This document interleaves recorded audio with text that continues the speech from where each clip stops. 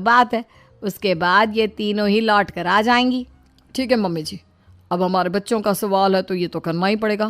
कावेरी अपनी तीनों बेटियों को कुछ दिन के लिए घर से बाहर कहीं दूसरे शहर में रहने के लिए भेज देती है। कुछ दिनों के बाद, अरे मम्मी जी, बहुत दिन से पिज्ज़ा नहीं खाया, मंगवाइए ना। क्या बताऊं बेटा, पहले तो बेटियां खर्चा दे देती थी क्योंकि उनकी नौकरी थी, लेकिन अब तो मेरे पास पैसे ही नहीं बचे। थोड़े बहुत पैसे हैं जो बच्चों की डिलीवरी में काम आएंगे। लेकिन मम्मी जी, आपकी बेटियों को वापस आने में तो अभी बहुत वक्त बाकी है। वही सोच सोच कर परेशान हो रही हूँ। सोच रही हूँ कल से दूध भी बंद करवा देती हूँ। अब दूध वाले को देने के लिए पैसे भी तो नहीं है ना।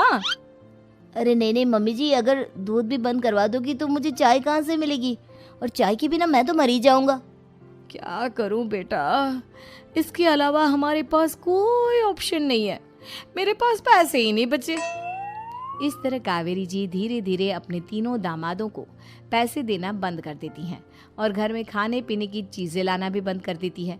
अब वो तीनों बुरी तरह से परेशान होने लगे थे और इसलिए एक दिन तीनों प्लान करके घर से बाहर निकलते हैं और बाजार में जाने के बाद, यार अच्छा खाना खाए हुए कितने दिन हो गए, पता नहीं कब अच्छा खाना मिलेगा।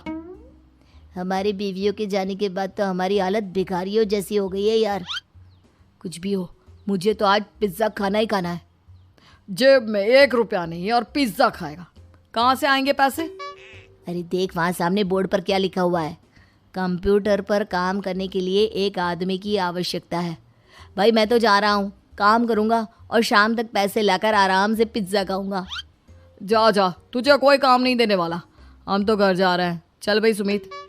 सुमित और अविनाश वहाँ से चले जाते हैं और विवेक उस कंप्यूटर शॉप पर सारा दिन काम करके 5,000 रुपये कमा कर घर लौट कर आता है और अपने खाने के लिए अच्छी अच्छी चीज़ें भी लेकर आता है।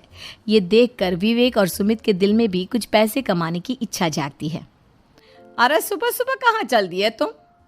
मम्मी जी, एक बहुत अच्छी जगह मिली है, कंप्यूटर पर काम करने के 5,000 मिले थे कल मुझे। अगर रोज़ काम करूँगा तो पूरे 40,000 की तनख्वाह। अरे वाह, ये तो बहुत अच्छी बात है दामाद जी, आपको जाना ही चाहिए। सुमित और अविनाश विवेक को इस तरह तरक्की करते देखकर परेशान हो जाते हैं और वो दोनों भी काम की तलाश में निकल पड़ते हैं। धीरे धीरे उन दोनों को भी काम मिल जाता है। अब कावेरी के तीनों दामाद छोटी मोटी नौकरी करके अच्छा पैसा कमाने लगे थे। एक दिन कावेरी उन्हें अपने पास बुलाती है। अरे वाह, विवेक 40,000 कमा लेता है, अविनाश 60,000 और सुमित तुम भी 40,000 के आसपास कमा ही लेते हो। कुल मिलाकर तुम अच्छे खासे पैसे कमा रहे हो बेटा। हाँ मम्मी जी, बहुत मज़ा आता है जब महीने के एंड में मोटी रकम हाथ में आती है। पूछिए मत मम्मी जी, घर में रहकर रोटी बना बना कर और तो जैसा महसूस होने लगा था मुझे तो। हाँ बेटा, तुम तीनों की बात तो बिल्कुल ठीक है और जानते हो, अब तुम तीनों की पत्नियां भी वापस लौट कर आने वाली है। लेकिन मम्मी जी, अभी तो उन्हें गए सिर्फ 2 महीने हुए हैं, आपने तो कहा था वो 4 महीने के बाद लौट कर आएंगी। ऐसा कुछ नहीं है बेटा, मैं सिर्फ तुम तीनों को सबक सिखाना चाहती थी कि आदमी घर में बैठकर बीवी की कमाई खाता हुआ अच्छा नहीं लगता। इस दुनिया में हर इंसान को मेहनत करनी चाहिए, काम करना चाहिए, चाहे वो औरत हो या आदमी, ताकि अपने परिवार को संभाल सके।